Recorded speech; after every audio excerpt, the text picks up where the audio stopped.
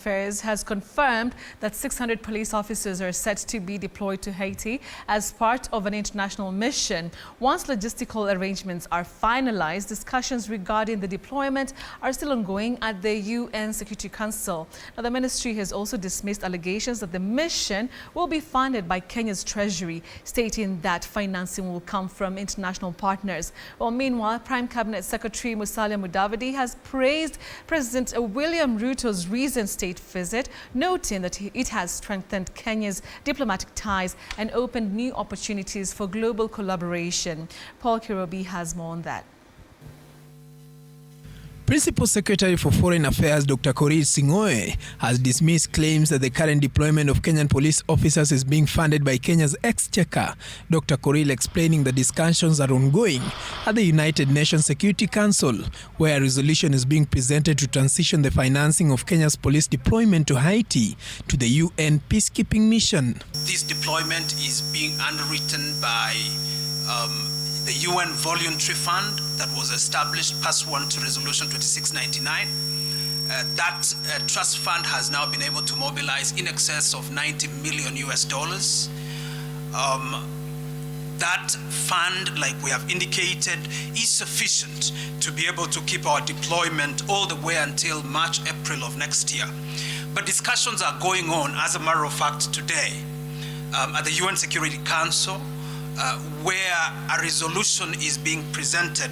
This follows reports that some Kenyan police officers have started submitting resignation letters due to a lack of funds to sustain their stay in Haiti. The Ministry of Foreign Affairs also took the opportunity to inform Kenyans that 100 Kenyan women are currently housed in Beirut following the ceasefire between Israel and Hezbollah that erupted 2 months ago. By December 13th, 800 Kenyans had been evacuated from Lebanon. The ministry stating that 100 women will undergo a documentation process before being evacuated. A bit of a long process that requires clearance through the general security of the Lebanese government and the preparation of documentation for that evacuation.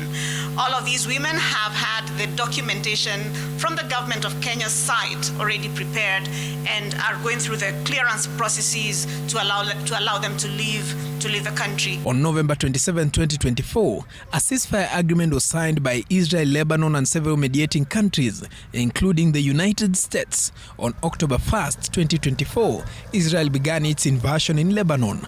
The ministry has noted that many Kenyans travel abroad using unofficial routes and urged Kenyans to follow the correct procedures when traveling overseas. This will help the ministry address challenges that arise.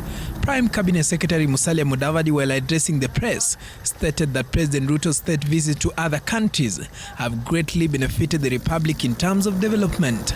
Even this morning, as I was meeting with the minister from Ethiopia, they did sign an agreement with Somalia on the area where they had some challenge. And one of the things that he did acknowledge formally was that what was concluded in Turkey was actually started here in Nairobi by these good people and the people of Kenya. So it is bearing fruit. Paul Kirobi, TV 47, Nairobi. All right, now